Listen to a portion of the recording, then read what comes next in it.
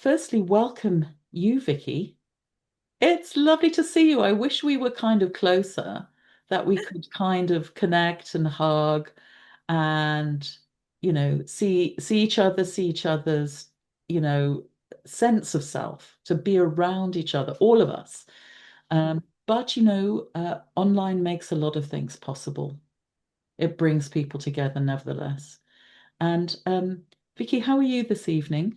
No, Or I'm good. I'm this morning. yeah, I'm really, really humbled to be here. Oh, that's lovely. Anything else besides humbled? Have you got a cup of tea there? Always Always. What kind of tea do you drink? decaffeinated because you don't want to see me on caffeine. It's not pretty. And did you make the tea? No, my lover made my tea. Okay, that just, these are important things. And do you have it with milk or lemon? Always milk. No Just milk. sugar. Just like George Orwell wrote an article, The Perfect Cup of Tea. I do just what George Orwell told me to do. And you weren't doing that anyway. George Orwell didn't just validate that in some way, Yeah. authorize it. It No, kidding. it's great to have you here, and thank you for putting your trust in Everything is Connected Press with your valuable work. I love the ethos of how you have got actually all the papers online, or most of them, not all of them actually, but because I looked for one the other day and realized it wasn't there. But this is a kind of, not everybody wants to go searching for a PDF or something that's kind of not quite, tactile, that's not all together. And oh, I've just realized the writing's back to front behind me. I wonder if I can do anything No, about it's good. It's perfect from, no, it's right from us looking at you. it. Is it? Okay, Yes, it that's is. good. Yeah, just so you know. Shall we just first of all say thank you to Gail Mountain? Yeah. Go on, say a bit about Gail and Oh, Gail how. Mountain, my dear one, who's an artist friend of mine, painted the cover for the book, inspired by my tattoos and my relationship to water. And everybody is so reflected to me that it's captured the spirit of both me and the work. And so I'm just so, yeah, just so grateful. And also, Gail Simon, you did such a good job making it fit the book because I had nothing to do with this. So that's great. Interesting how things come together sometimes. Yeah. That you asked a friend who hadn't seen like a table of contents, but maybe does Gail know your work? Not much. So No. isn't that wonderful? Because when I saw Yeah. this, and I just thought about waves, obviously, sea and waves, things coming in, things going out. It just felt like the most beautiful image to Yeah. to have. Yeah. And then I realized today, when I was looking around for a link, I found another of your books and it's got a similar kind of color palette, and I hadn't seen that before. Oh, So is this a you thing? Is this, you yeah, know, kind of a me thing. I also think it's so my other book, which is called, ooh, boy, Justice Doing at the Intersections of Power, that came out of Dulwich. It that's it. also, a friend of mine also painted waves for that one. But actually, Janella Bird in Aotearoa, New Zealand, all of her books for me have some kind of motif of water on them. And I think it's also a nod to Janella. You dedicated the book to Janella. Yeah. Let's say a little bit about that. Well, I think Janella Bird's work at the beginning of me being an activist and being like invited into the narrative world, I was extremely skeptical. Janella Bird, her moral courage, seriously, her relational language practices and her ways of being let me know there was going to be a space for me in therapy. And she has been continually um, willing to offer me critique, help me move through accountability practices. She's done a lot of hard things with me. What do you mean move through accountability practices? When I've had struggles and I've transgressed, she's someone I've reflected with to try to help make repair and to see where my analysis and my practices fallen like from my intentions. So I think she's given me some brilliant supervision, but also her teachings and her writings. Um, there's so many threads of Janella Bird's work through my writing and my practice. that when you're so immersed in other people's work, you can't actually tease out what's from them and what's you. It's so collaborative. I'm not saying that Janella Bird collaborated with me, but I am collaborating with her body of work all the time. And I think Alan Wade and I feel that about each other's work also, more in a more mutually, laterally mentoring each other kind of way. Mm. Ethics, Alan Wade, who just got the Order of Canada for his work. that's beautiful on all Yeah, of your behalves, isn't yeah, it? yeah, It's a nod towards, I don't know how to describe what the language would be, but yeah, systemic, collaborative, ethics-led, yeah, community challenging, lots of things. yeah. Oh, that's fantastic. Yeah. In a way, I suppose this book launch is a kind of not an award, but an honoring, isn't it? We can't offer you the Order of anything. Funny things awards, aren't they? But Vicky, you've done a very interesting, and it's worth mentioning this, in-depth talk with Shila Rashid as part, who's actually speaking later on in the Systemic Lives meetings Yeah. series that Everything is Connected Press and Murmurations Journal host. And you've spoken a lot about your life there, but maybe for people here, how did you find your way into activism, and how did you find your way from activism into writing about practice? Hmm. It's a Well, big, isn't it? I think just living at the intersections of struggle activism, as Bell Hooks says, was just a response to pain. It was a way of seeking collaboration and safety and feeling seen. And actually, I'd say I always think of political, like direct action activism, as kind of sanity making projects for me, where I look around and like everybody here, I am not wild for for believing in a just society and working against oppression. So I think it started early on for me around issues around misogyny, choice, feminism. I didn't even have the language of feminism at that time, but I knew what I needed and wanted. And I was just got involved in movement politics. Um, and so I was really immersed as in kind of union work and student unions and poverty, anti-poverty stuff, um, gender-based violence kind of stuff, kind of roughly. And then I went to Botswana, Africa to teach. And Nelson Mandela was in prison in Robben Island in South Africa, and South Africa was under a state of emergency. So there was a state of apartheid in Botswana, or sorry, in South Africa. And I became involved in that struggle, which then Angela Davis was talking about open prisons in South Africa and in Israel. You know, that Palestine was an open prison. I mean, I got involved with anti apartheid work there, which led me to look at anti apartheid resistance in Canada from Indigenous people on Turtle Island, all these movements together. And then I got involved in death penalty work because they started to kill people again in California. And I was like, I'm going to throw myself into that. So I've always just followed the intersections of struggle that have moved into my life. Um, and then how that, like, and I think the Just Therapy people from Aotearoa, New Zealand, um, I went and did some trainings with them because I was so concerned about white supremacy and colonization. So I met, Janella Bird in Aotearoa, Charles Waldegrave, Kiwi Tamasisi, Flora Tahaka, who was the Maori head of the family center. And these folks all made space for me, I think alongside Cheryl White as well, and David Dembro, who also came to Aotearoa while I was there. To think about that there was a place for direct action social justice movements in the stuff that gets called therapy or community work. And that really led me in that direction, you know? Before you get on to the second part then of my question, I Yeah, want to bring you back to that two phrases used, the intersections of power and a response to pain.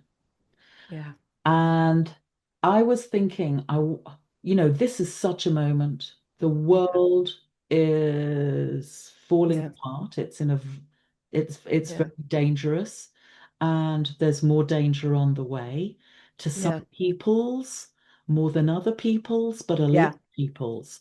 yeah, And I was thinking about a response to pain. How do we, because activism is about activating something, isn't it? As yeah, opposed to paralysis. yeah, One could be a paralysist or an yeah, activist.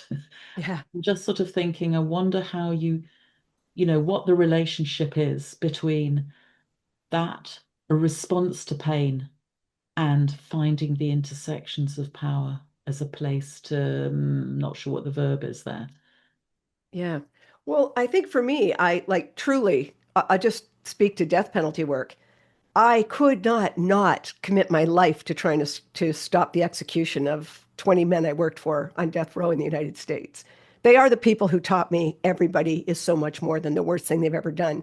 But honest to God, Gail, I could not sleep at night thinking I was having blood on my hands if I did not do something about that. It helped me stay sane in it. I think I actually believe that actions and movements and collective actions for social justice are sanity making projects. I think acts for justice, you know, are acts of mental wellness as opposed to, I think, the collective mental illness we're looking at, right? That kind of collective struggle we're at. So yeah, for me, and who meet you at those intersections? This is again another beautiful teaching from Angela Davis, Black Panther Angela Davis, who says it's not about our intersections of identity, it's about the intersections of our struggle. So who can I be in solidarity with? And one thing I believe and say all the time is there's always more solidarity than you know. Look for these connections. That's my hope, my faith, my spirituality is solidarity, truly. I mean that. I know there are more people in solidarity with me than I can see than is evident because resistance of people who are oppressed, it's so hard for that to be overt. But if we look under, if we're looking from a rhizomatic way, if we look just underneath the ground, just underneath the dirt of everyday life, we can see it revealed that there's so much more connective action, solidarity than we might see. People are responding to this. I'm responding to this. Yeah, I'm feeling like, like everybody else here, this is not solid ground. This is not an easy time, and I'm searching for ways of how to be, and nothing feels enough. And so I yeah, love the punctuation of solidarity being your spirituality. Is that what you said? yeah. A sort of it's beautiful because it's sort of, yeah, people will make their own meaning of that. Tell me, jumping on, not out of disrespect, because we could talk just about any of these points for the Yeah, next however long we might ever have. yeah, yeah. What, how did you get into writing? I've always been a writer, I would say. When I was in Botswana, I wrote letters home because there was no internet then. I wrote letters home that were 20 pages. What have you done with those letters, Vicky? I also studied poetry at university. Like I did outdoor recreation because I was a failed athlete. Like I had no competitive spirit. So I did basically canoeing and ended up working with hoods in the woods. But I also was desperate, as Bell Hook says. I was looking into theory for a way to address the pain. And so I got involved. I did a BA in literature, mostly in poetry. And poetry is about an economy of language. And that's what therapy is about. You don't, although I talk a lot when I talk, teach and stuff, but when you're doing therapy or a sacred conversation, you don't say much and you want to make sure every word is doing its job, you know? So that's actually the writing is easy for me. The writing is the easy part, But and I feel accompanied by textual allies all the time. So like most of when I've been in extreme isolation, it's been textual allies who've held me up. You know, it's a good phrase, that, isn't it? People, textual allies, I as a got that. I got that from my PhD advisor from social constructionism. That I'm just gapping on his name. Like John. no, no, John Schroeder was on my committee, but I see. Ken Gergen. He even wrote an acknowledgement for this. Ken No, Gergen. this was borrowed, I think, from Mary Gergen. Okay, I love Mary. So Ken might have been using it, but Well, Mary, one of the things Ken said to me was, Vicky, you are somebody who walks around with a lot of textual allies because I always reference widely. Part of it is an accountability thing, a decentering practice, but also it's to get me solidarity. I am not alone thinking this. it is solidarity, and it is important I love the idea Yeah, of the word allies with yeah, textual, because otherwise ideas can easily become disembodied and just something out yeah, there. and but somebody wrote them, and they wrote them in a particular time and place and context, and with Yeah. feeling, out of Yeah. kinds of feeling. So that's beautiful. Yeah. Um, Poetry, you could have when you dropped out of games because you weren't competitive. You could have sat there eating, packets of crisps and Coca-Cola. So, why, how come you didn't, you did poetry? What happened there? Well, I think words really move me, right? I don't know which one of these geniuses we were just mentioning who said, oh, Lynn Hoffman said words actually do things. Words can actually touch people, you know? American family therapist Lynn Hoffman. And I believe that because I know words don't do violence, but I have been in political struggles, right? Where words create the conditions for violence, like hate speech, right? And but there is a response of that. There's also the words of solidarity and revolutionary love that connect us and our acts of resistance against that. So That's like words have really, always mattered. that's a really important point for us right now, Yeah. because the sound, the noise coming from, Yeah. the headlines and the certain Yeah. amplification of some people's voices through the media, through the organization Yeah. of social media is so overwhelming. But our voices matter in the Yeah. street, in our localities, in whatever ways. Um, what do you think is the relationship between your words in talk and words in writing? Geez, I hope they sing to each other. But you hope they sing, did you say? Like I hope they're in some kind of, Oh, sing. they could hang together without being too cacophonous. Like I hope they're in an ethical alignment. Like, yeah. I'm sure they're in ethical alignment. I feel like I'm hearing and talking with and reading the same person. Mm. But I was suddenly interested in the words as the common denominator, the movement, the passion, the ethics, and thinking, I'm wondering, really, it's a question to me as somebody who's read your work a lot and heard you speak and been in conversation with you. I was wondering what the differences are, but that might not, that's maybe just a question to park. But I feel like I really hear you when I read you. Oh, And of course, I contacted you this week, didn't I? And it was a sad moment. yeah. Yeah. I just want to kind of recognize the importance Yes. of some of your written words because you're not, we're not always around to be able to have that live conversation with Oh, others. And I wrote to you just to say, and there are others here who will connect with this from the LGBTQI systemic therapist group, that we lost somebody this week. I'm reluctant to use the word suicide because yeah. I don't know what that word really means in Hmm. contexts. That is Hmm. not always clear. But your paper, Hope Kills, what's Hate kills. fate? Sorry, Hate kills a social justice response to what gets called suicide. hate kills. It's hate that kills, and a social justice response to suicide. And so I sent the paper around to our group so that we could discuss it together, because I think, we were excluded from the funeral, Yeah. perhaps because there was the word queer in the title rather of our systemic group. It was an online element, the funeral, and it there's you can easily feel hopeless and powerless in a situation like that. But I wanted to extend my gratitude to you on behalf of the group to say, and others to say, thank you for putting that out there. Because Yeah. if you don't write it, then we can't find it. And sometimes one needs Yeah. to be able to go Yeah. through things. I didn't think of it immediately. I thought of it was while I was walking around feeling Yeah. very cross and miserable. Mm. And it was somebody who defined as trans and non-binary. Yeah. And yeah, so it was very important Mhm. that several pieces of your work came Yeah. together as a trans ally.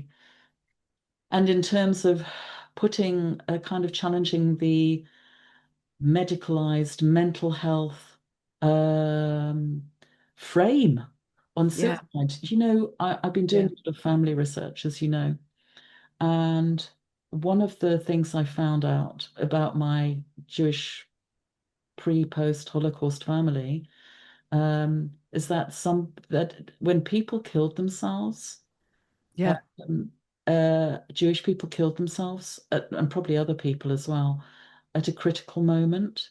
They didn't call it suicide in the records, and I don't mean the Nazis didn't call it that. No. Yeah. In a post-Holocaust context, they called it Freitod, free death, Yeah. and some other words as well, that people were making other kinds of Yeah. choices. So I'm Yeah. just connecting with some of that too, because Yeah. a lot of people are employed in medically religious institutions, ideologically medical Yeah. institutions, and Yeah. it's very hard to stay sane and bring Yeah. its own cultural sanity and alternative ways of thinking. Though this is what you do. You go into workplaces and you work with people to help them hear themselves and find their experience, their sanity, their Yeah. knowledge at the many intersections which aren't always acknowledged by mainstream cultural discourses and policies. And then you write about that. Well, that whole article, well, thanks. So here, what I think you're talking about, Gail, is us being in a spirited solidarity, because I think of solidarity as a spirited, sacred practice, actually.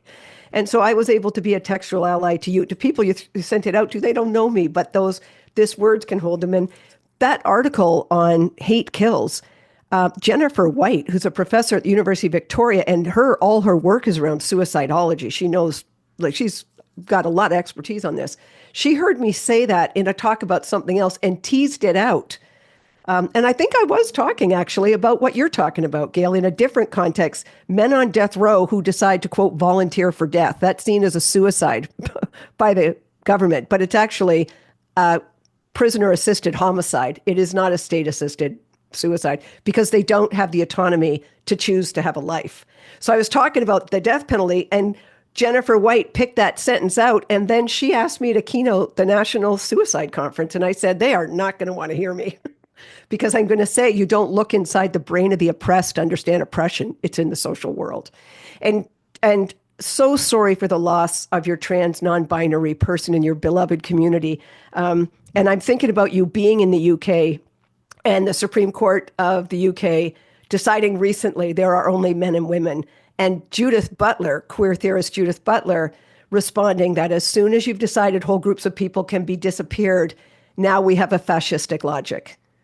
We are acting in a fascistic logic. And so that's the context that led to this person not being belonged, right? Yeah. Thank Thanks so you much for saying for that. bringing that up. Thank you for joining Yeah. and in saying that in particular. Yeah. You and I could talk Yeah. quite a while. And we have to, I'm trying to kind of mentally zip my mouth up a little bit so that and sort of curtail myself so that we can keep things rolling. Yeah. Thank you. I enjoyed that talk. I'm sure Me everyone too. else did. Go on, practice your emojis, people, the react. I want to see if it works. Okay. Oh yeah. Oh, There's thanks, things going Kathleen. on. There's things Thanks, going Liz. on. Okay. Okay. So look, Vicky, do you want to take a breath?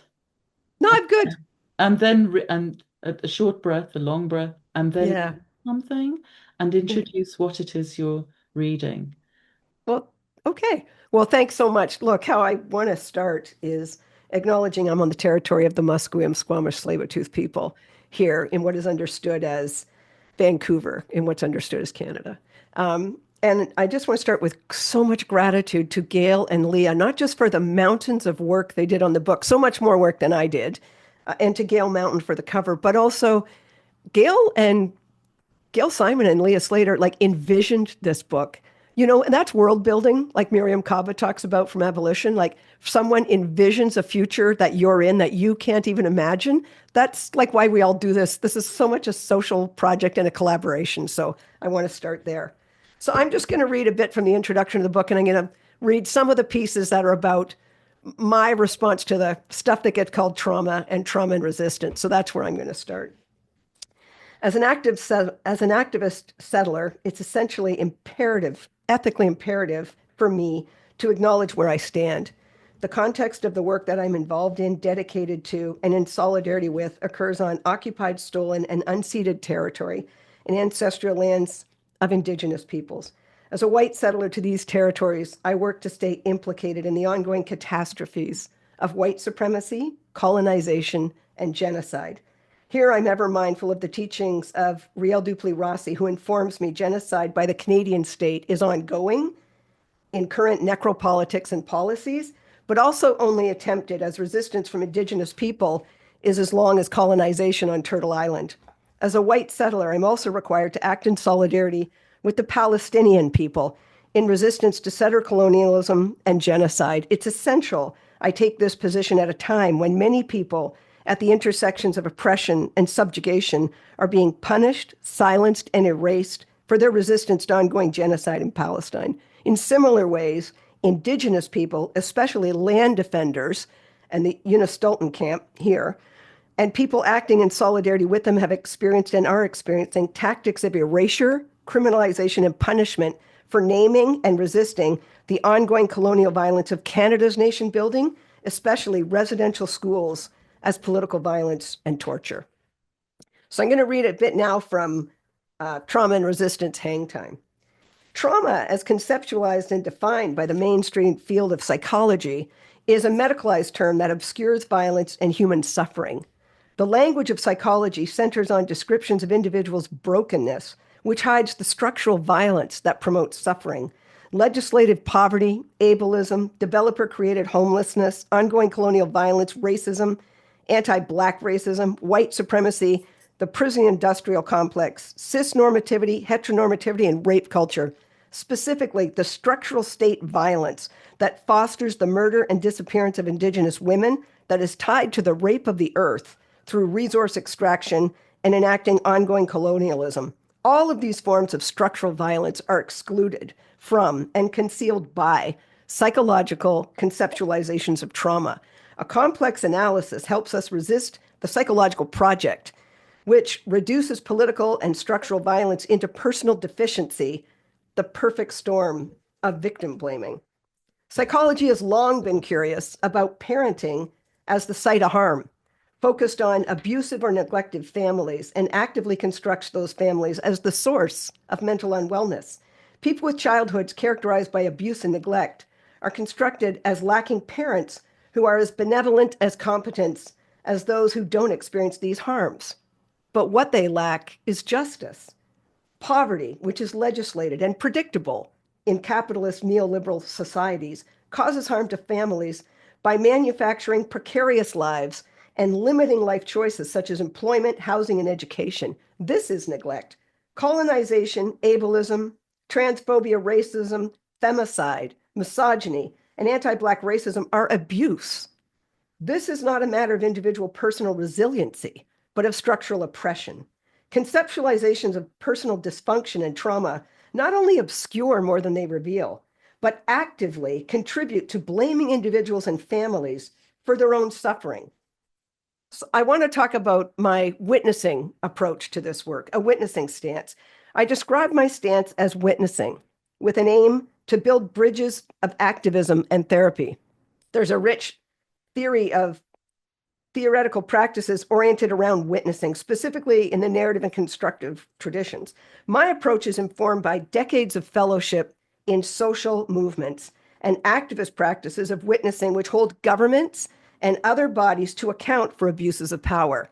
These abuses include executions, torture, and other violent struggles that silence, dissent, and terrorize populations into submission. The presence of an international activist community is a profound act of faith in the power of witnessing. Witnessing also serves to resist the individualization and isolation of persons who have survived violence. El Salvadoran liberation psychologist and Jesuit priest Martin Barreau worked to bring liberation theology to psychology, teaching that in order for psychology to be liberating, it must first be liberated. In 1989, a Salvadoran death squad, which was American trained, executed him, alongside his Jesuit brothers, his housemaker, and her daughter. Martin Barreau teaches that political violence is best understood from a perspective that is both psychological and sociopolitical. This means that the path to liberation lies not in the individual psyche of the victim, but within social relationships. The meanings given to acts of political and state terror are social, not individual. State oppression, such as residential schools, legislative poverty, developer designed homelessness, dismembers, disconnects, and removes people from their sites of belonging.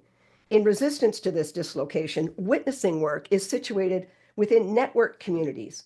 Witnessing engages in ethic of belonging that reconnects, paying particular attention to cultural meanings and practices that belong persons in community. I believe, along with many others across time, that culture is a site of healing and that justice doing can promote healing. A commitment to witnessing in activist cultures includes the duty of the witness to move beyond hearing individual pain into collective accountability, to take actions against injustices. Witnessing exists in relationships of solidarity, meaning shared ethics across points of connection. And it requires an overt position for justice doing, which requires the witness to respond by taking actions to change the conditions that support and promote abuses of power in action. So acts of resistance. As an activist, it has never felt useful, accountable, or respectful to question persons who have experienced torture about their humiliation and harm. It has always been useful to talk to how they managed to survive, to stay human in situations outside of human understanding, situations that are perpetrated by governments, government agents acting with impunity to suppress dissent and political terrorism. These teachings led me to seek stories of resistance to suffering instead of psychologizing and medicalizing their experiences of torture and interpreting their acts of resistance as criteria for mental illness and trauma. My understandings of resistance owe much to asylum seekers and refugees who've survived torture and political violence, whom I've worked alongside for the past 3 decades, particularly Indigenous people from Turtle Island who've survived and continue to resist the political violence of colonization, genocide, and assimilation. So I just want to talk a bit about necessary assumptions, making sense, and seeking safety. Witnessing resistance requires us to create relationships of respect and dignity across differences of privilege. It's the task of therapists to build a bridge across the differences of power to meet persons where they are at. From this dignifying relationship, we can invite persons to take responsibility where they have actual life choices and access to power available to them, but not for the debilitating, oppressive, violence, and marginalization they've experienced, nor for the social context that promotes and sustains their suffering. We collaborate with persons and assist them in making any change they prefer to make to alter their relationship with suffering. As therapists enacting justice doing, we're further required to use our specific social locations and access to power to change the social context in which suffering and structural violence occurs. There are two necessary assumptions for witnessing resistance that I'm unable to work without. The first one is persons' behaviors make sense, and two, persons are trying to be safe. These assumptions invite me to resist diagnosing people's behavior and responses as symptoms of trauma, and to resist seeing persons as being unsafe and not trustworthy with their own lives. So in conclude, the psychological language of trauma obscures people's acts of resistance, often reinterpreting resistance to criteria of mental illness. The language of trauma obscures violence and resistance to oppression by pathologizing people, which blames them for their own suffering and limited life choices. Justice doing and a stance for decolonization help us address suffering that is inextricably linked to structural oppression and resist pathologizing and individualizing people's responses to oppression. Witnessing as enacted in social justice movements creates a space for resistance to be revealed and requires that practitioners are responsible to work towards social change.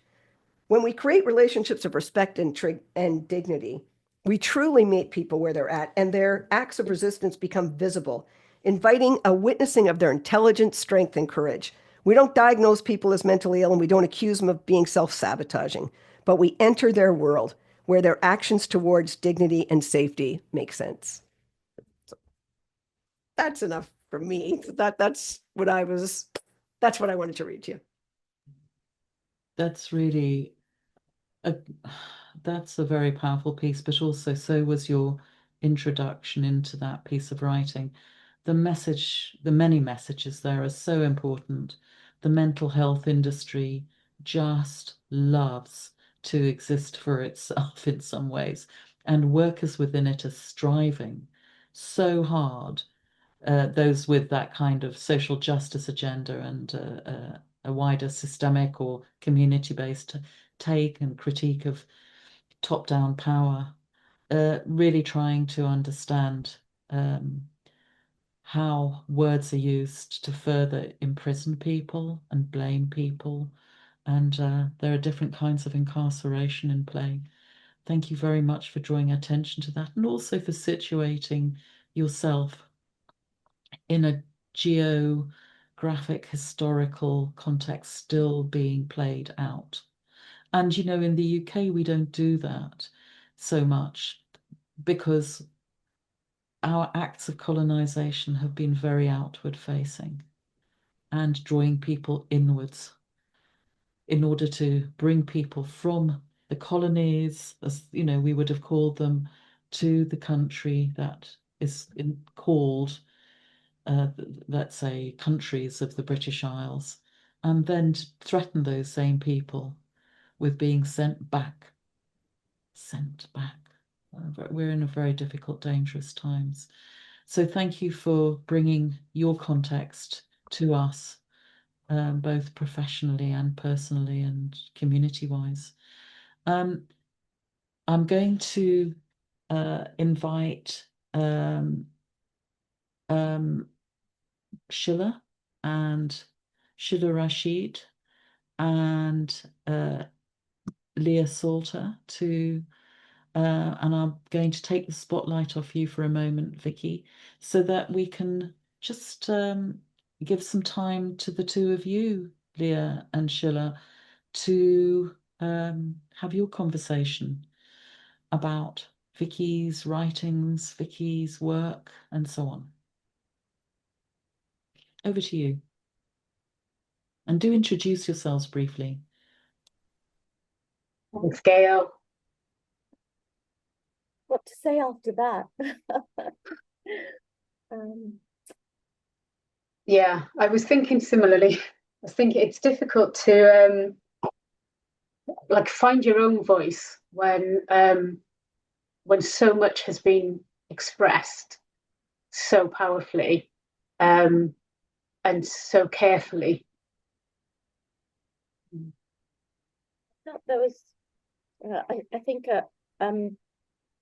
didn't want to go into introducing myself because it sort of seemed to be so kind of out of sync in some ways, with the amount of kind of emotions and sort of the movement in what Vikki was saying and sharing with us. It felt very, very moving. And I think Gail was talking about how there's something about what Vikki offers to us which takes us from a kind of position of paralysis. And I found that incredibly moving. I think I all can feel all sort of bits of me, sort of really kind of stirred up in all sorts of ways. I was thinking whether it might be an idea just to give a little bit of reflection on what we've heard before we go into some of our sort of connections with her writing. And I had a very powerful one about what Vikki was saying, I guess, about sort of that violence of colonization and genocide. And she also mentions the word assimilation on page 180. And it took me back in time to when I was a child. I just come from Bangladesh in the 1970s with my mother and my 4 siblings to this country. And we were at school and trying to learn the English language. And it was very, in those days, there was a lot about assimilation and integration and sort of really taking people out of the cultures that they had come from and the countries that they had come from and be as English as you possibly could. And one of the ways that was happening in school was to tell anyone who'd come from a different country not to speak their language. And so my mother actually got called up at school and was told that if she wanted us to learn the English language and really develop and do well at school, she would have to stop speaking in Bengali with us at home. And that was very powerful because, of course, my mum, part of her did want to help us as her children, but she also wanted to be compliant. She'd come from a family of teachers. She was a teacher herself, and so she wanted to do the right thing, by teachers as well, and what they're intending. And so the part of her was sort of compliant. But, having come from a country which had just recently sort of been in a civil war in 1971, to reclaim its language, there was also a bit of her that was very much taking an act of resistance. And so although we spoke English, at home, she tried to help us. During the weekends, she would put on the records, Bengali music, and we would sing along with the music. And, that would be a way for her to also stay in connection with her language and her culture, as well as give it to us. And I was just sort of thinking about the violence of integration and assimilation and what it does, to people and to cultures and to communities. So that really sort of resonated for me. What about for you, Leah? Well, as you were talking, Sheila, I was thinking that the idea of kind of being as English as you possibly could really struck a chord with me. And I'm thinking as a Welsh person, as a Welsh woman, I guess, and I suppose I want to lovingly push back at Gail's idea that colonization was all outward looking, and I think not in my lifetime, but certainly my family would have experienced a very similar narrative, I guess, that is to be as English as you can. And the Education Act in Wales really made that a legal imperative for people to not learn Welsh and to speak English. And I was thinking how locally to me, and I was just thinking like how Vikki's work is so clever at telling local stories that have kind of global connections. And so much of Vikki's work makes me kind of think of my own context, think of other people's context, as well as, holding in mind the context from which she's speaking out of. So, yeah, those were the sort of connections that I was making. Some of the stories in Vikki's work, they have that kind of sense of specificity, which I really struggle to say. So llan fwy o cwsgwyn gysgo gerech sy'n drop o llansilio go go go. But I really struggle to say specificity. But Vikki's work, does that and has this kind of sense of, just connecting people from all over the world. And I think it's really telling that there are people from all over the world, connecting this evening or whatever time frame other people are in, because there is that element. And I was really struck when Vikki was talking about the idea of the economy of language, and how that connected for Vikki between the kind of worlds of like activism and poetry and therapy. That sense of being economic with words, and maybe more leaning more towards action, and presence, and turning up and being there. And I just think there's such a lesson in that. Even as I'm talking too much now, I'm thinking what a lesson that is for us, for those of us who do work in those in the field of therapy or connecting worlds to think about, what words am I using for what meaning, for what purpose, how are they landing, what am I communicating as I'm speaking, and just being, as careful with every word as Vikki is in her book. That is such a lesson.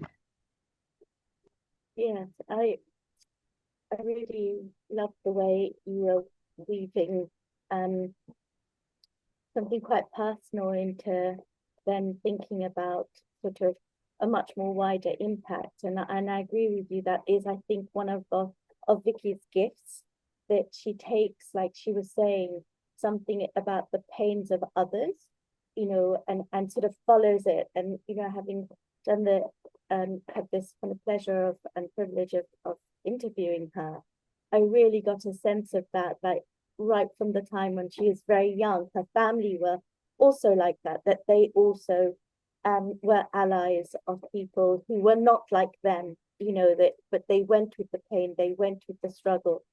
And I think that one of the things that I really loved about the title, To Be of Use, I think it's something that we don't think about so much in terms of therapy, or in terms of sort of, our way of being in the world, that we are, that we can be of use, and that is a very, a very important kind of place of action to be. And there's something very beautiful about what I think Vikki does, where she changes sort of nouns to doing words, that there's something like, something like justice doing, and so that it is about action, it is about sort of an ethics of participation, it is a sort of a movement, it's not about being still, it is about this idea that you do something, you have to, have some purpose, and you have to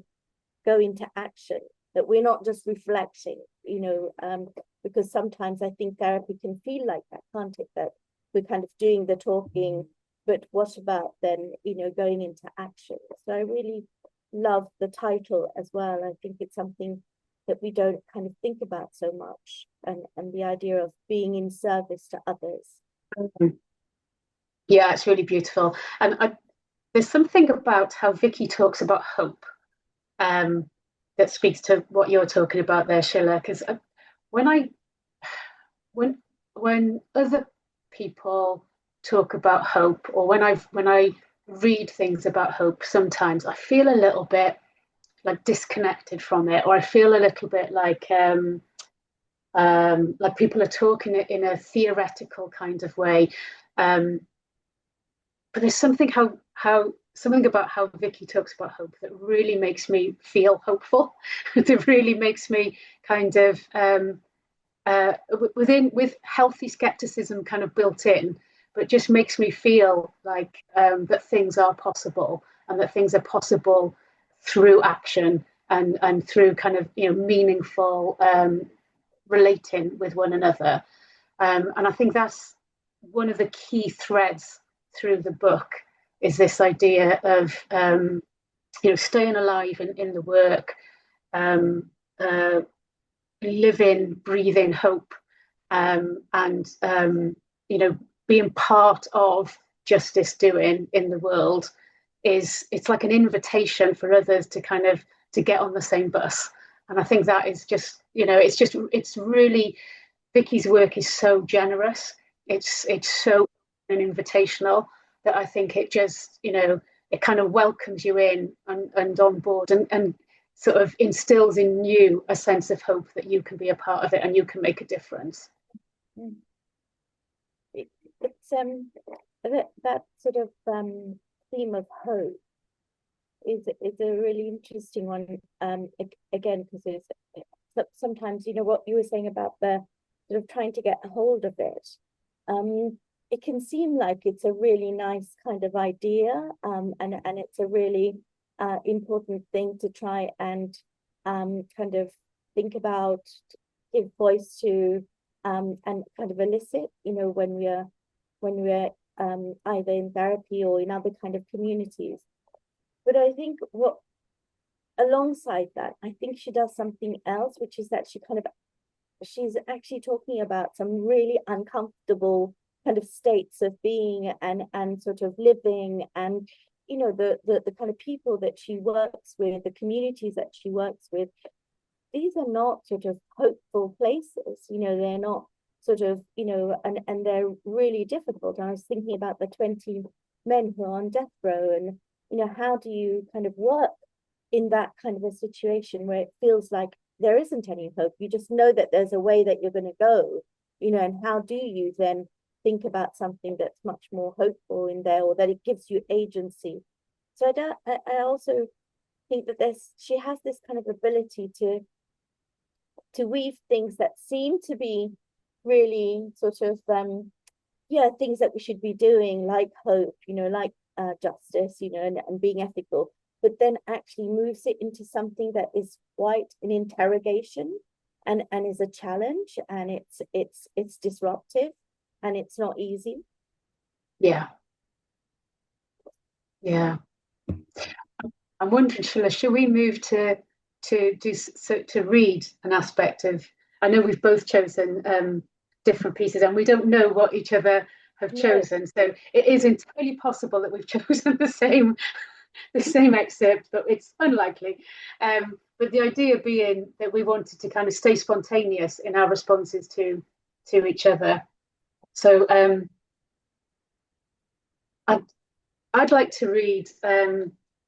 This is a piece from the chapter called "Leaning In" as Imperfect Allies, and it's like a story from Vikki's life. That I think, just for me, this story stays in my mind just really clearly. I get on the 20 bus late at night, and like most women, I can tell you exactly how many drunk men are on the bus. But there is one guy that requires all of my attention because he's loud. He's standing up and he's shouting racist things at an elder Chinese woman. I stand still, not moving, looking and listening. I think, what am I going to do? The first thing I think about is, I can't take on a great big drunk man. I've tried this in my life. It hasn't worked for me. And I'm scared of great big drunk men. I'm not required as an ally to take on that guy unless I have the power to do it. I am required to be an ally to this woman. I look at the Chinese elder woman and I kind of throw my love at her. I want her to know I'm here, I'm with her. I'm going to try to figure out what I'm going to do. She's got her head down. She's got her groceries on a seat next to her and she's tucked in tight. She's not looking at my love that I'm throwing at her. That is a good tactic, but it's not working. Well, I'm trying to figure out how the heck I'm going to respond. A young, sweet, lovely person who I cannot tell the gender of slips by me, Aikido style, and picks up the grocery, puts them on her lap and sits next to her. What I saw as a full seat, this person saw as a seat without a person in it. Beautiful. What a beautiful thing. So now there's a body between this elder Chinese woman and this man who is attacking her with racism. The Chinese woman doesn't thank this person. I can tell this person is looking to say, should I put my arm around you? Shall I talk to you? And the Chinese woman is letting them know she's not engaging with them either. There's a whole bunch of us on the bus that are thinking, okay, what's the next thing we should do?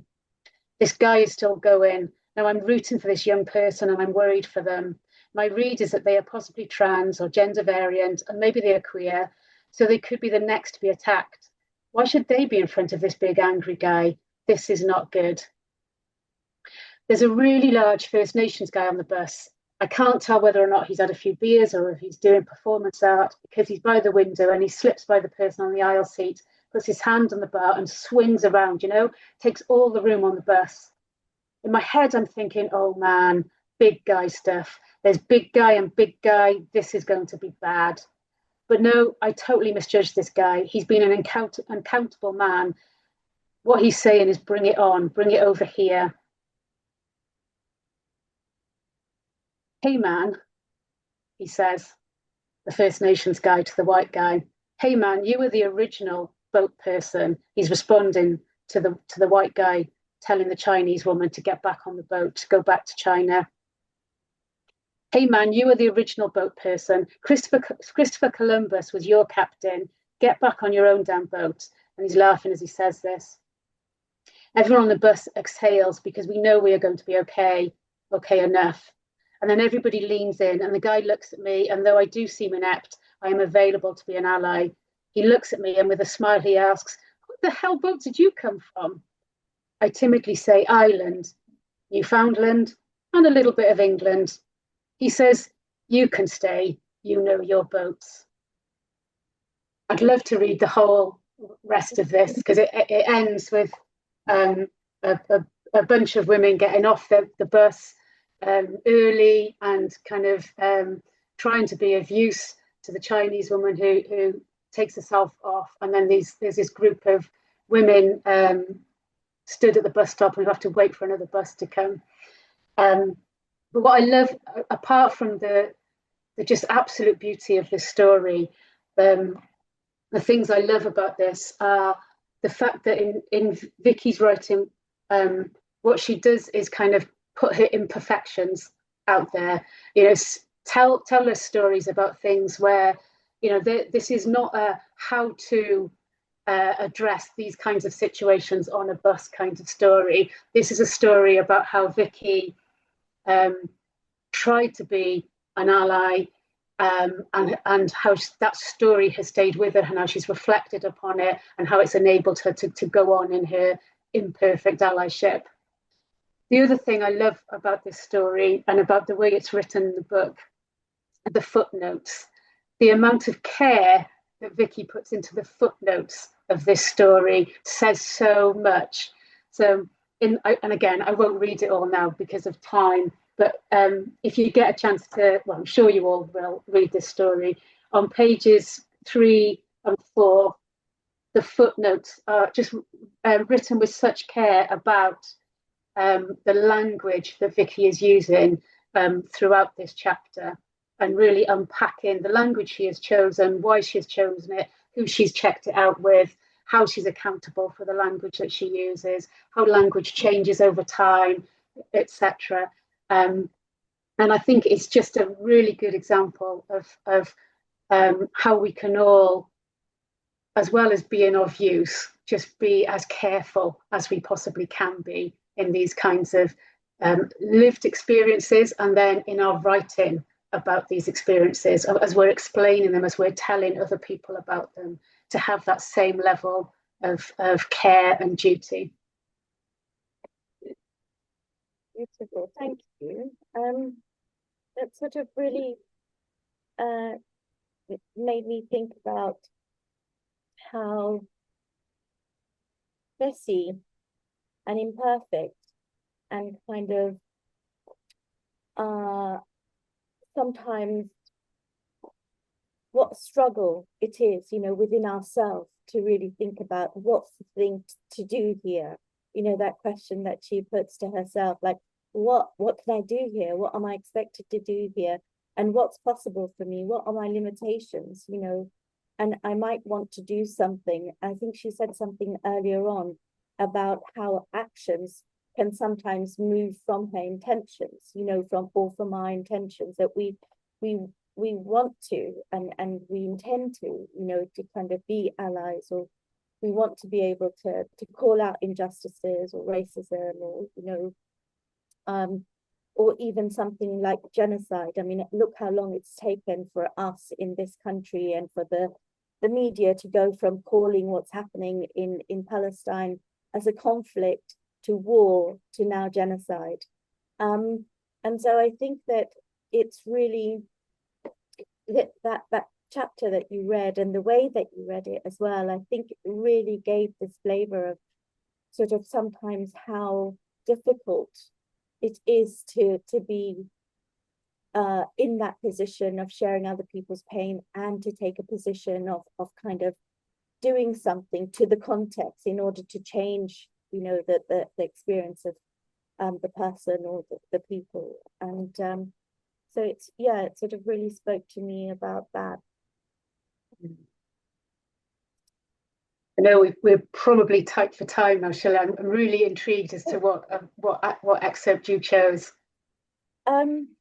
It's really interesting because I guess I was sort of thinking about that whole kind of tension and challenge, in terms of kind of maintaining this justice doing. And it's sort of the chapter I looked at was social activism, social justice activism and therapy, tensions, points of connections, and hopeful skepticism. And really love that chapter because it also she offers us lots of questions, that we can ask ourselves, and I kind of ticked a number of them. But I think it follows really nicely from what you were talking about, which is that dilemma about what to do and how imperfect it can be sometimes. And actually the imperfections or the imperfection of that process is also really an important part of that journey. And I just wanted to read this very small bit, which is about resisting neutrality and taking overt positions for justice doing. And she says that this requires a critical resistance towards neutrality and objectivity within the helping professions. As therapists, there is a risk that we can participate in deconstructing and naming transgressions of power without taking up on the social project of transforming the societies in which we live. As Maori researcher Linda Suhiwai Smith, and I hope I may not have got it right, says in decolonizing methodologies, deconstruction is a useful practice, but it does not prevent someone from dying. And there can be all kinds of dying, I guess. There can be the physical dying and being killed. And of course, we have in this country and abroad a number of examples of where people from global majorities have been killed in racist violence. And whole communities and groups have been killed as well, or there's been erasure. But I felt that it also talked about another kind of dying, or sort of a sort of maybe some kind of a sense of feeling that when we're doing this work and we're trying to kind of really navigate this sense of what to say and come out of our positions of neutrality, it's really hard. And I was thinking about our students, the students that we train in our training institutes, and that we're also trying to help them to think about, justice doing, and to kind of call out the kind of context, the social cultural context, rather than go into that pathologization or that individual kind of blaming, and how difficult that is when people are kind of navigating that sense of what to say and what to do, and that becomes a thing that sort of paralyzes, and then can sometimes make it really difficult to move it into action. And action can be just to say something as well, not necessarily kind of affecting big changes. So it sort of made me think about that. So I'll just leave it there because I'm just conscious of time, but I'm also conscious of wanting to give people a chance to kind of reflect and say what they want to. Yeah, absolutely. I'd love to respond to your response, but I think we probably need to widen out. Thank you. Yeah. Thank you, Shelley. I think we're probably going to hand back to you, Gail. Yeah, thanks. Thank you, Sheila, and thank you, Leah. I'm just going to remove the spotlights from you, not out of any disrespect, but purely practicality. For a lot of people, because just let me say before we move into this next part, firstly, thank you for those thoughts and heartfelt responses connecting with your work, your lives, the wider world, and Vikki's writings. Apologies, by the way, to those who've wondered why, that their links arrived late. It's a complete mystery. we sent out the links in many forms and quite early. However, because of techno problems, trying especially to avoid unwanted guests, let's put it like that, for some reason that we don't understand, you got your links late. And I see in my email there are a lot of failed deliveries of emails. Maybe the more we try to send them out from different email addresses, the more they were treated as spam. I'm not sure. But the recording of this session will be available in a link that I've posted in the chat on the Systemic Practice YouTube channel, and it's in your email as well. If you've got a link in the email, you've got a load of other links, both to the book in Kindle form and in paperback form. And you also will have got a link to the Systemic Practice YouTube channel, and that's where you'll find the full recording of this if you want to listen to it again, watch it again, and so on. Because we started a bit late, I don't know if people have time to go on an extra 15 minutes if we needed to, wanted to, because it's 7:45. Maybe we'll be done by 8 o'clock. But so somebody's putting their thumbs up, and Vicky, you're the most important person. You might have to run off and get a bus or something. Is that all right? Okay. So for those who need to leave in quarter of an hour, at whatever time it is where you are, understood, and thank you. And you can say your goodbye in the chat. For those of you who want to stay on an extra quarter of an hour, that would be lovely, if you're able to, so that we have a bit of less rushed time now. So let's just open it to Liz. You've been monitoring the chat, and I'm feeling that the group's kind of just about small enough. It's 57 people. That's tiny, really.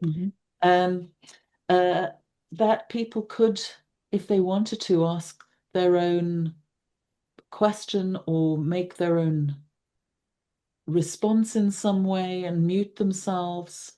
How would that be? Or Liz, do you want to kick us off by pointing to something? I don't know. Where are you, Liz? There you are. Yeah, hi. I can point us to something. Nobody's used the ready emoji system, so I'm not sure how anybody would feel about being invited to. And Vicky's been like responding as well in the chat as well, so it's all interactive already. I suppose there are a couple. I mean, this one relates, like, goes straight from Chilla's point about teaching trainees and working in mainstream, and Kathleen's mentioned it's maybe think about how to apply ideas when working in mainstream settings. I don't know if you've got anything, any response, Vicky? Kathleen, do you want to actually put the question to Vicky? Would you like to just unmute yourself and put your camera on? But don't worry if you can't. Are you there? Yeah, Kathleen. I'm here. Yeah, welcome. Like I'll put it into a question. Yeah. So I guess I have worked for the voluntary sector before, and also for a human rights organization, but I currently work within a local authority, children's services, and I have worked for the NHS before. And I think I have found the ideas that you talk about much easier to apply when I'm not in the mainstream. It's a lot harder when I'm part of that mainstream to be able to kind of find a position that will do something different within that mainstream. So I guess that's just... Kathleen, this is like a really common struggle folks have, right? Within the structures. When I guess the first thing I would start with is solidarity. Who is in solidarity with you behind enemy lines there? Are you alone? Like, don't be alone. Who, like I said, there's always more solidarity than you know of. And I think as activists, we're always looking like, here's the reality where I am. Where can I make movement? Where can I put a foot down? Who's listening to me? What can I leverage? Right. But I also think One of the things I think I say in every supervisory conversation I have is we have to hold power and responsibility in attention. So you can only be responsible to deliver that which you have the power to deliver.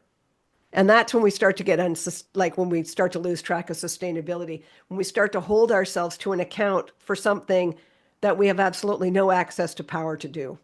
So what I'm asking us to do as practitioners is to try to be 100% accountable for all the power we have available to us and all of the solidarity that we can create and no more. So you can't be personally responsible for that frame, but there are spaces within that. Where are the, like as Lacey, where are the spaces of justice doing?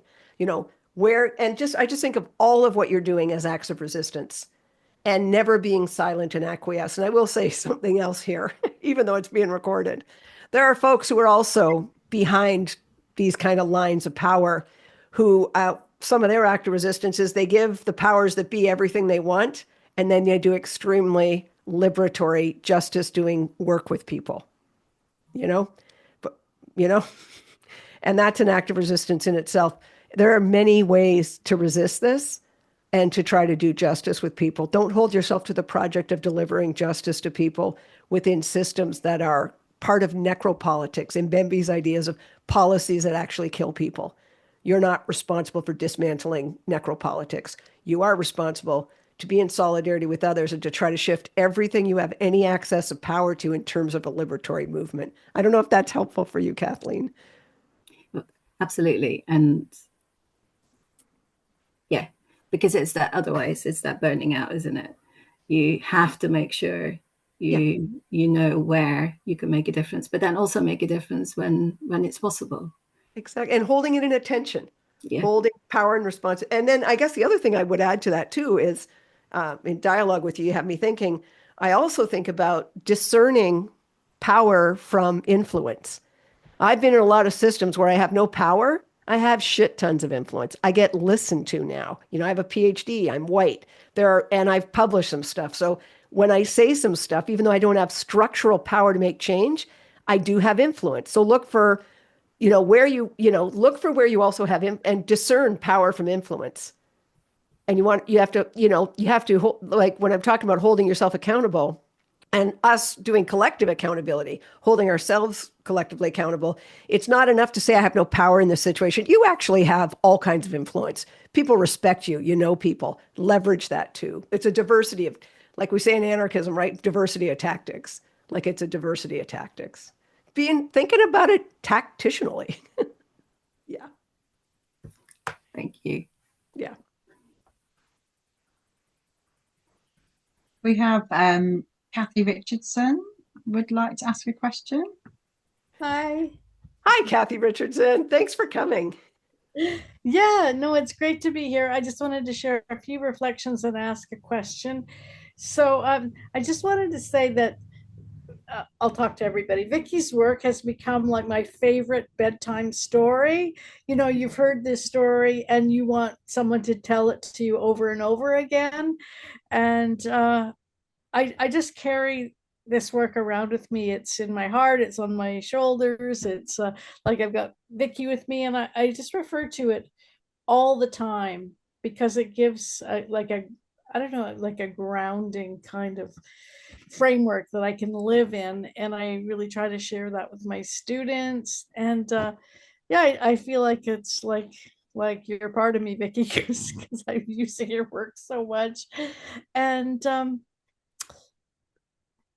yeah, I also started studying like shamanic journeying, and I wanted to tell you that the people in the room activity is completely shamanic, like traveling in your imagination and spirit to another place, you know, whether it's a courtroom, an operating room, or whatever, and transforming that before you get there, cleaning it, smudging it, loving it, bringing all your ancestors in. And so I thought I think Vikki would like to know that this shamanic process. So I guess what I'll ask you now is, like every day something new happens in the world. I mean, there's tons of beautiful things that are happening all the time, and then there's new horrors every day too. So how do you like sort of in this is weird language, but like integrate it into, okay, this is me today. This is my understanding of the world and what I need to respond to. And I know you've got your people around you, but it's a lot to hold. So, like, when do you pee it out or whatever to keep this Well, sense first of of, all, I just want to really thank Kathy is a Métis prof, and we've written articles together too.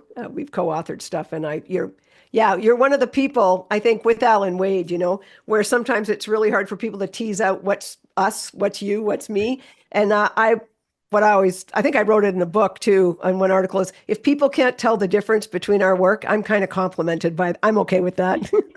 But I think like in this present moment, I think about Howard Zinn, Jewish union activist, anti-Zionist guy. He like caused all kinds of crap in his community for his own family. Like was just yeah, university professor at an American school and never got kicked out. Just wild activism his whole life, a real testament to that. But he talks about how there are always times where people are going to behave magnificently and that we cannot wait for utopia. We can't wait to overthrow the state. We can work for these kind of changes, transformational changes, but it is our task in that the future is made up of many presents. And if in this present we are treating each other as we believe human beings should be with each other, that is a marvelous victory. And so I always start where I stand, Kathy, right? I'm just trying to, so for me, I'm responding primarily to the necropolitics, like the death politics of the drug poisoning catastrophe in Canada, where 50,000 people have died of a totally preventable thing, right? And so no matter what else is happening in my province, 7 people died yesterday, today, and tomorrow. So that's like, and I talk about enraged grief and mourning amidst atrocity. But I also feel like I have got to, I really look to see that believed in hope that Leah talked about. It's a doing, I'm looking for things that are actually hope in action. That is what I'm looking for. And I see it, Kathy, I do see it. Because as Howard Zinn says, people behave magnificently. Like a lovely friend of mine, Michael Boucher, who's he's in the acknowledgements too, he's in Rochester, sent me a video of ICE was trying to grab a bunch of roofers and disappear them, political disappearance of them in the middle of the day. This is in the United States. And a black pastor was walking by and found out about it, called all her people, and like 30 people showed up, surrounded those men, refused to let ICE take them, and ICE ended up running away in their van and trying to escape, right? This is magnificent and beautiful. This happened yesterday too. Like other things happened, right? And death in Gaza continues to happen. Other things are happening, but this is happening also. So it's about holding these things in attention, believed in hope that moves us to action. And I'm really cautious of the like ableist language of being paralyzed, but being stuck, like we need to be moved to action, and aware enough, but I also think about movement work, right, Kathy, that there are times we have to step back and exhale and be in our body to be able to be okay again. And like, how do we permission each other in solidarity with love? So I don't know if I've answered your question, Kathy. that's a great answer right there. And I just wanted to say, my mom passed away recently and I've been writing about her, but my next blog is going to be like she taught me like we shouldn't kill people. Yeah. Like it's revolutionary, and so many moms probably told their kids it's one of the golden rules, and right now it's just so like needed, this kind of it's just mother so knowledge, right? Yeah, and that's what Gail Simon said to me when we were having a little talk yesterday, right? She was like, we were both so excited, people were interested in coming, and one of the things Gail said, like, we just need this right now. We need a bit of joy. We need to celebrate something, and I think about people's energy and taking their time I'm so humbled by everybody joining, but I know it's not about me. It's about a collectivity, and it's about a possibility that this is also part of what's going on in this world today. There's moments where we gather, in this mutual aid, that is solidarity, that is love. Yeah. Love you, Kathy. I'm so glad you showed up. Yeah. lots of links to Kathy's work going on in the chat as well. Oh, nice. Yeah. I wondered if Cameron wanted to speak. Oh, sorry, Carmen. I mispronounced Carmen. Sorry, Carmen.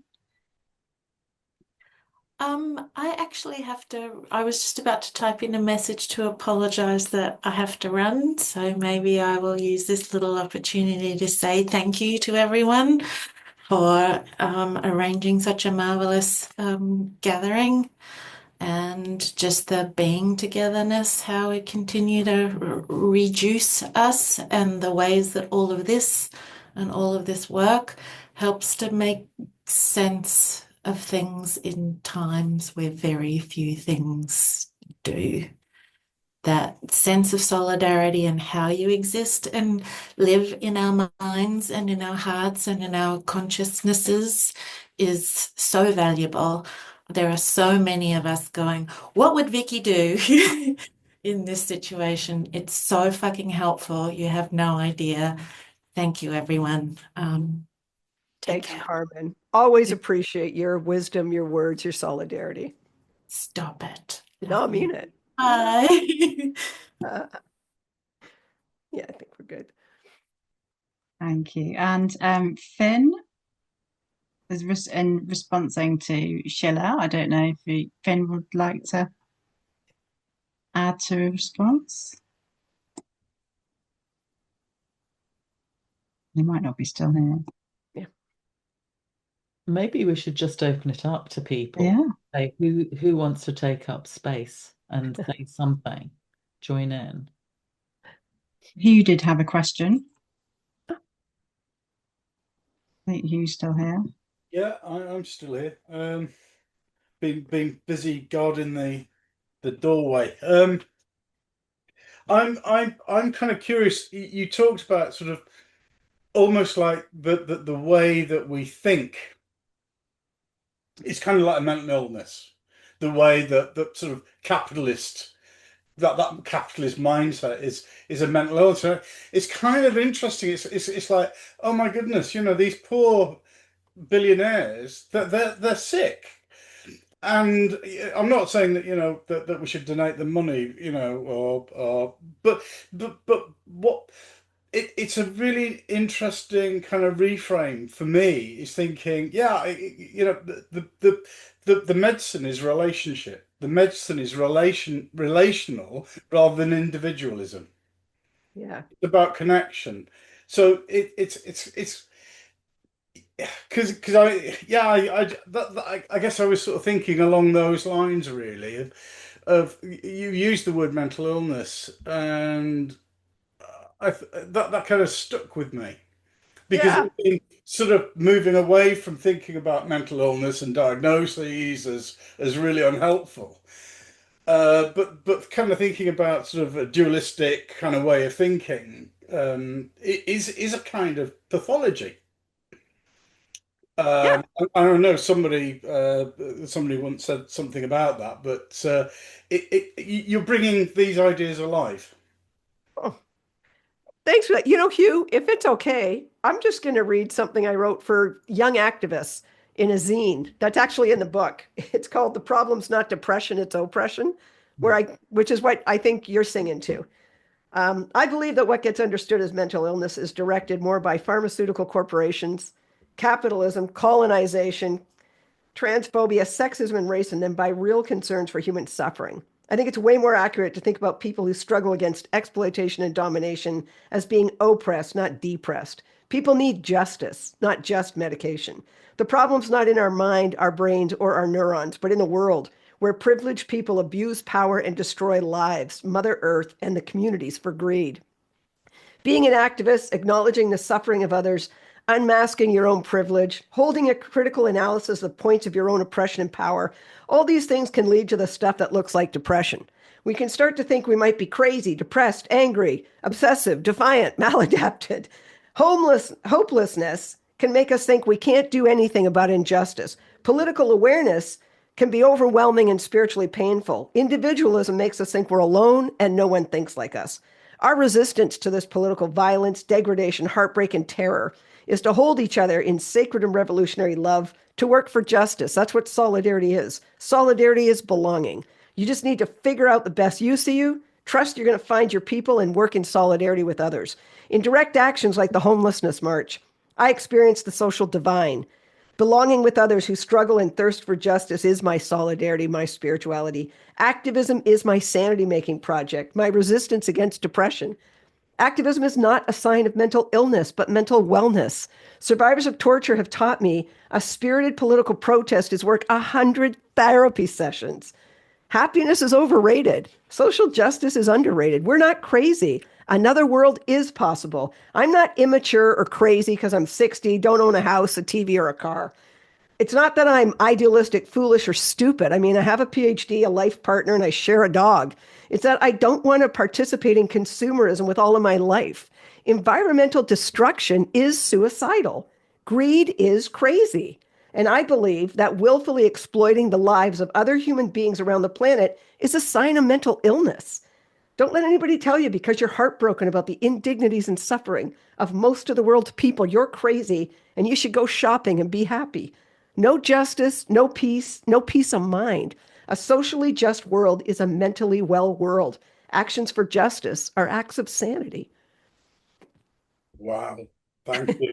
Wow, what wonderful words. It's a rant. It's kind of a love rant for young activists. Thank you. Yeah, thanks for that, Hugh. You just called that to mind. I hope that was a good enough response. Oh, I think it was messy and beautiful. Yeah, You had somebody, a 12-year-old listening in the chat. So somebody was saying that their daughter was listening. So Lynn wanted to say something. She wanted to ask a question. I could see in the chat. yeah, Caitlin would like to ask a question. Yeah, I think is that what you said? Yeah, hi. I've just loved listening to everyone, and I won't take up more time by echoing what everyone's saying, just how important it feels to be here. And I'm thinking about an opportunity I've got to use some influence to hopefully do something important, but it's very much in the NHS in a structured, institutionalized way. And I don't know if there's solidarity in the room, or I know there's some, but I don't know how much there is. And I'm just thinking about the concept of being different, but not too different. When you're meeting people who you want to change their minds, how do you stay with grounded within your own language practices and your own justice doing, even just in a linguistic way in a conversation, while also meeting people where they are and creating some hopefully movement? Because I'm just so aware of how I could be experienced by someone who would see me as all those words that lefties get called. So I wondered if you could say something about that. Thanks for that, Caitlin. I've got a lot of thoughts about this. Well, the first one is the thing I'm most afraid of being seen as is righteous, because I think righteousness is the end of collaboration and respect and dignity of others. So they're not going to meet you in the struggle if you're meeting them with righteousness. That said, there are things I don't debate with fascists.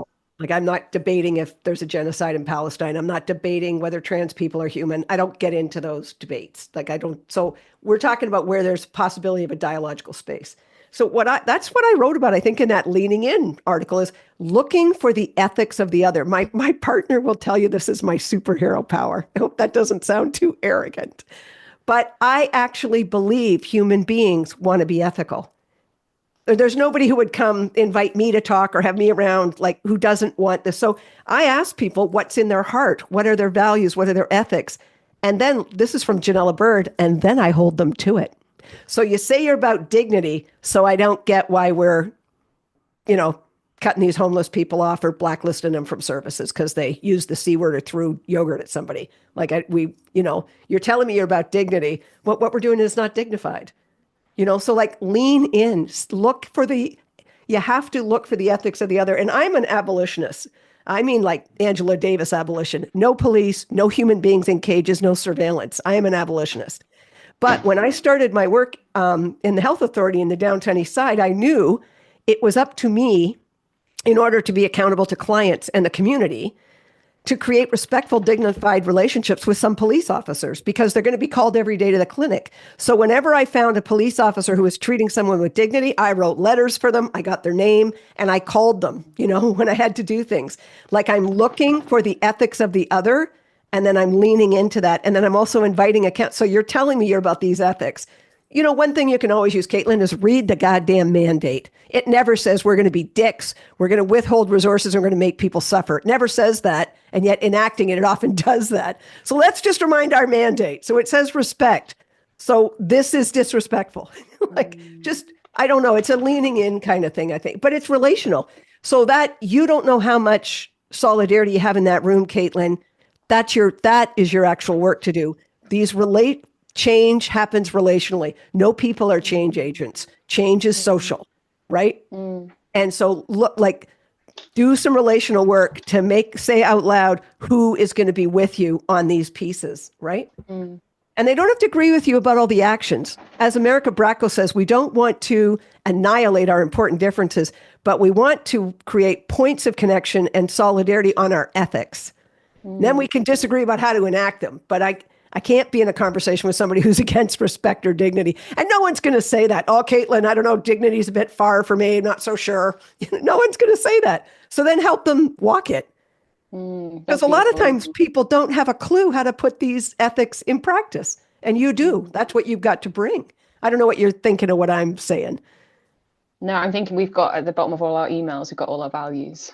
It comes up automatically. So I think I'm going to lead with that. That's beautiful. And also, like what everybody has said, so many people here have spoken about poetry and the power of individual words. Okay, if you've got the word dignity there, what do we mean by dignity? Because every team I go into tells me they're client-centered. Most teams I go into are actually staff-centered, right?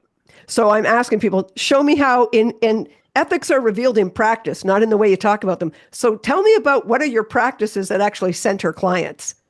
And people they got nothing to say about that. Walk it.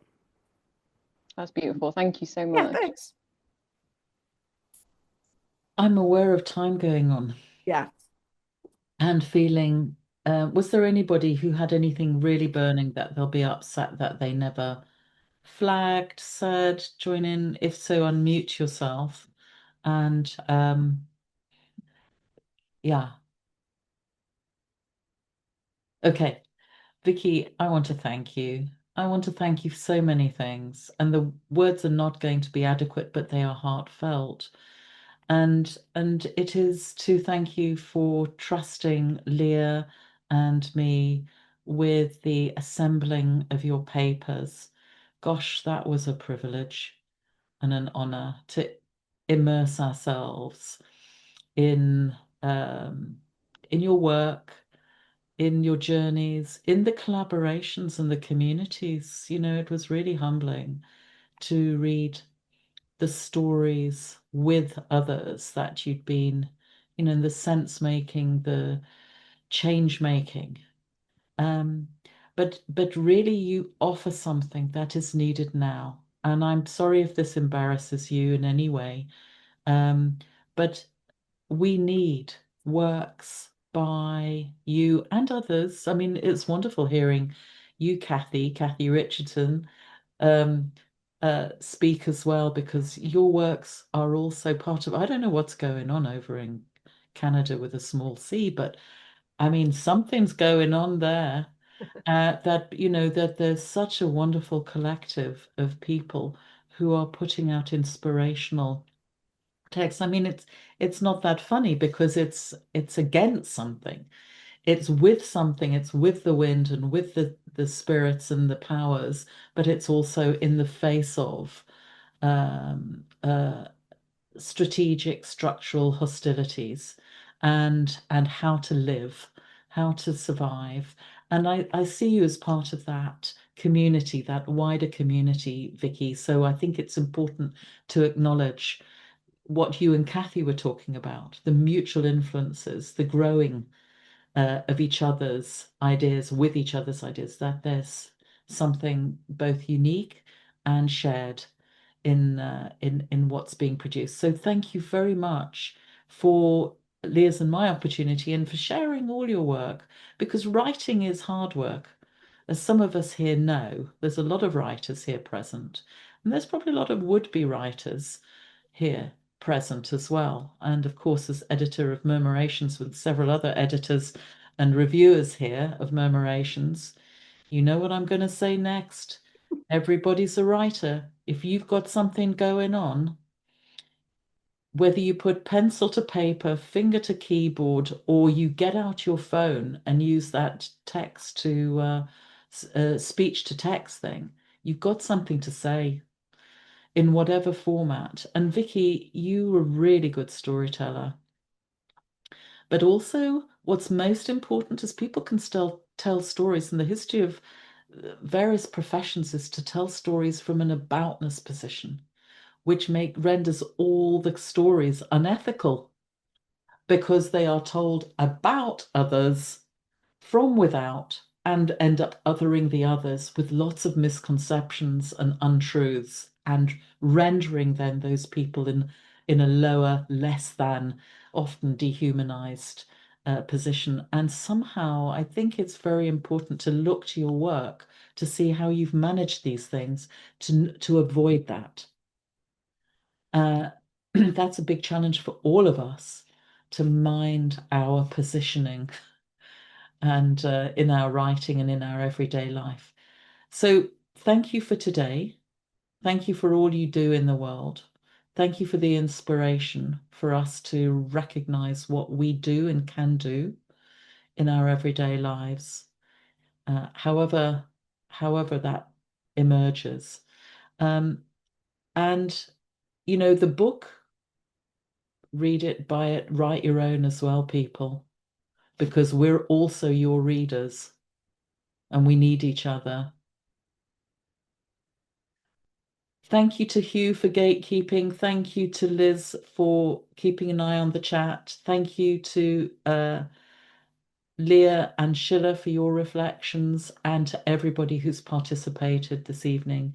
Apologies again for the link problems. Got nothing more to say on that mystery. And be in touch if you want to be. But Vikki, thank you. Take good care of yourself and those close to you. And we look forward to more if you feel like it. And to meeting up in person. See you on that side of the water. Thanks, everybody. And there's the workshop, and people can look into the workshop in November to get more into these ideas as well. Yeah, there's a workshop November 11th, a time in the UK and a time for Canada and Australia. So that'd be great if people wanted to go to that. There's links on my website for that. I just want to thank everybody for showing up. I so appreciate you taking the time. I'm very humbled. I'm very humbled. And it's been a joy fest. Really appreciate this. Yeah. Good to get together, isn't it? Yeah. We need that. Take care, everybody, wherever you are. Bye now. Thank you, Vikki. Thanks, everyone. Yeah, bye-bye. Bye, everybody. Bye. Bye. Thanks.